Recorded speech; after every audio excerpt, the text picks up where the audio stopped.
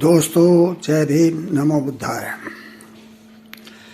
आजकल संसद में जो भी कुछ हो रहा है वो सब देशवासी देख रहे हैं। एक अजीब तरह की नौटंकी संसद में सत्ताधारी पार्टी की तरफ से चलाई जा रही है।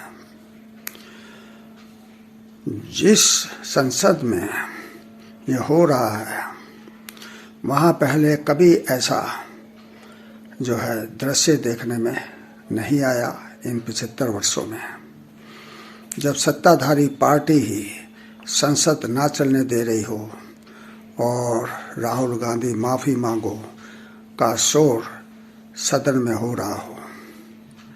इससे पहले मोदी सरकार के समय ही जब एक बार विपक्षी पार्टियों ने संसद में व्यवधान डाला था तो प्रधानमंत्री नरेंद्र मोदी ने कहा कि ये संसद को ना चलने देना सही नहीं है, प्रजातंत्र के खिलाफ है और ये हमारे संविधान के प्राविधानों के भी खिलाफ है। लेकिन अभी वही प्रधानमंत्री अपने सांसदों को भड़काए हुए हैं कि तुम इतना शोर मचाओ कि विपक्ष को बोलने का मौका ही ना मिले। मोदी को डर है कि राहुल गांधी जो वक्तव्य संसद में देंगे उसमें उनके प्रिय मित्र गौतम अडानी का नाम अवश्य ही आएगा और वो नहीं चाहते कि अडानी का नाम संसद में गूंजे। ये अजीब तरह का रिश्ता है कि अपने मित्र को बचाने के लिए प्रधानमंत्री अपनी साख को भी दांव पर लगाए हुए हैं। एक प्रधानमंत्री जिसको पूरे देश को देखना चाहिए, एक प्रधानमंत्री जैसे देश की जनता का ख्याल रखना चाहिए, एक प्रधानमंत्री जिसे देश की समस्याओं को सुलझाना चाहिए, वो सिर्फ अपने मित्र को बचाने के लिए अपने मित्र की ढाल बना हुआ है। ये बहुत ही शेमफुल बात है। आप लोगों ने एक कहानी सुनी होगी कि एक रॉबिन हुड था, अंग्रेजी की कहानी है, जिसमें रॉबिन हुड जो है अमीरों को लूटता था और वो गरीबों में उस दौलत को बांट देता था।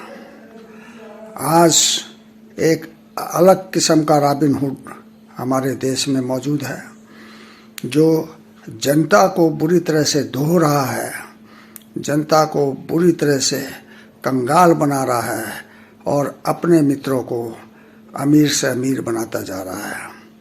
देश की हर चीज़, हर प्रतिष्ठान जो है अपने मित्रों को दे रहा है। देश में गरीबी बढ़ रही है, कोई चिंता नहीं है। देश में बेरोजगारी बढ़ रही है, कोई चिंता नहीं है।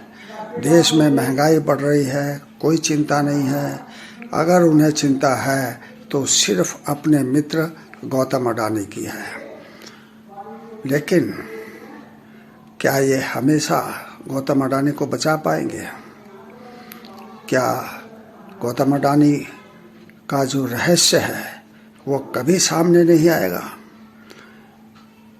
ये अगर प्रधानमंत्री सोचते हैं तो ये सिर्फ इसलिए क्योंकि जनता को परवाह नहीं है कि हमारे देश में जनतंत्र का कैसे गला घोटा जा रहा है, हमारे देश में संविधान की कैसे धज्जियां उड़ाई जा रही हैं। गरीबी में, तंगी में रहते हुए, बेरोजगारी में रहते हुए भी जनता सरकार के खिलाफ खड़ी नहीं हो रही है। अगर जनता इसी तरह से दब्बू बनी रही, अगर जनता इसी तरह से नाकारा बनी रही, अगर जनता इसी तरह से कमज़ोर बनी रही और उसने अपनी आवाज़ बुलंद नहीं की, तो दोस्तों ये बात याद रखें कि आने वाला समय बहुत ही भयानक होगा। आने वाली जनरेशन हमें कोसेंगी कि जब हमें गुलाम बनाया जा रहा था, जब हमें सभी अधिकारों से वंचित किया जा रहा था, तब आप कहाँ थे?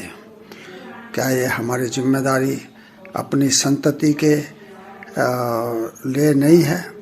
क्या हम अपनी संतति को इसी तरह से विपन्न अवस्था में छोड़ के जाने वाले हैं? इस पर विचार बहुत ज़रूरी है, गंभीरता से विचार होना चाहिए और जनता को उसी तरह खड़ा होना पड़ेगा जैसे कि अंग्रेज़ों के टाइम में जनता लामबंद हुई थी। आज भी उसी तरह का माहौल हमारे देश में है। गोरी सरकार की जगह खुद हमारे लोगों की, हमारे ही जैसे लोगों की सरकार हमें रौंदने पर आमादा है। पब्लिक को रौंदना चाह रही है, कुचलना चाह रही है, पब्लिक को इस हालात में लेके आना चाह रही है। शायद वो सोचती है कि जो जनता है वो मूर्ख है, जनता मेरे खिलाफ नहीं उठ खड़ी होगी। लेकिन जब अत्याचार बढ़ता है तब कहा जाता है कि जब अत्याचार होता है तो ईश्वर जन्म लेता है। हमारी धरती पर ऐसे अनेक वाक्य हमारे धर्म ग्रंथों में भरे पड़े हैं। तो क्या अब भी किसी अवतार की इंतज़ार है? क्या हम लोग इतने निकम्मे हैं, इतने जाहिल हैं, इतने काहिल हैं कि एक ऐसी सरकार के खिलाफ आवाज़ बुलंद करने में अपने आप को असहाय महसूस कर रहे हैं, जो दलन कर रही है, हमें कुचल रही है और अपने मित्रों को अधिक से अधिक लाभ पहुंचा रही है। देश की आर्थिक स्थिति बहुत ही खराब है। ये जल्द ही लोगों को पता चल जाएगा कि मोदी सरकार ने इतना कर्ज इंटरनेशनल संस्थानों से, मॉनेटरी संस्थानों से ले रखा है कि आज अगर कोई बच्चा पैदा होता है तो उसके सिर पर 27,000 रुपये का कर्ज होता है। ये देख लीजिए कि कहीं ऐसा ना हो कि हमारी हालत भी पाकिस्तान की तरह और श्रीलंका की तरह से हो। हमारा दायित्व है कि हम अपने देश को बचाएं। राष्ट्रभक्ति दूसरे को लांछित करने में नहीं है, राष्ट्रभक्ति दूसरे को नीचा दिखाने में नहीं है, राष्ट्रभक्ति देश बचाने में है। और देश हम ये तभी बच सकता है जब ऐसे जो है लोगों से अपने देश से छुटकारा दिलाएं जो देश को गर्त में ले जा रहे हैं। जय भीम, नमो बुद्धाय।